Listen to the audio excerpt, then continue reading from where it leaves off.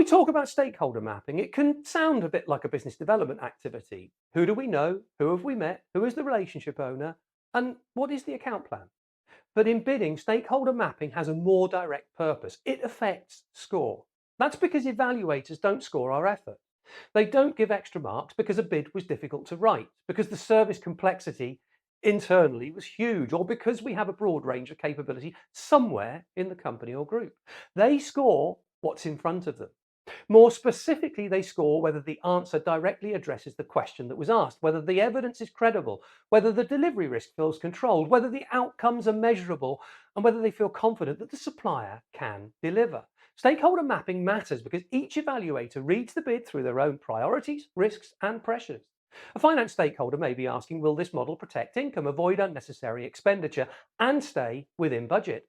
An operational service lead may be asking, will the supplier mobilise in time, without disruption, manage performance, and be in control if things go wrong? A customer services or complaints stakeholder may be asking, will this reduce frustration, handle difficult or vulnerable customers properly, and avoid reputational issues? A senior sponsor may be asking, does this feel safe, credible, and politically manageable?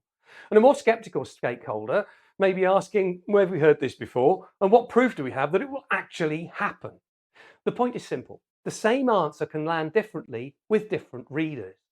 If we do not know who the evaluators and influencers are likely to be, we can end up writing a technically correct answer that misses the real concerns behind the question.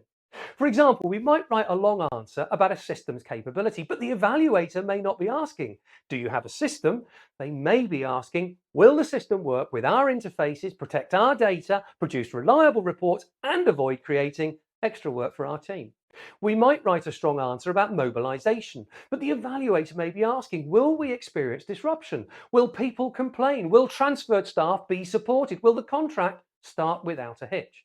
We might write a confident answer about innovation, but the evaluator may be asking, is this genuinely useful, or does it introduce risk, cost, or complexity? Stakeholder mapping helps us make those evaluator concerns explicit before writing starts. It turns the bid from a description of what we do into a response to what the authority needs to believe.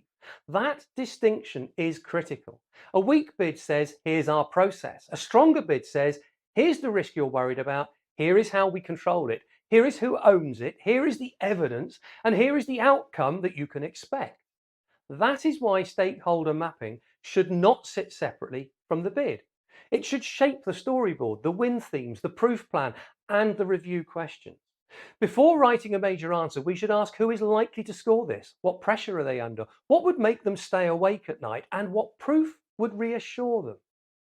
For local authority bids, this becomes even more important because the service is rarely judged only as a technical service. It's also a public-facing service. It affects residents, elected members, finance, reputation, policy, delivery, and day-to-day operational controls. Add politicians into that and you start to see the plethora of issues you're trying to solve. So stakeholder mapping affects score because scoring is not abstract. It's done by people with real concerns. Our job is not to make evaluators admire how hard we've worked. Our job is to make it easy for them to give us marks.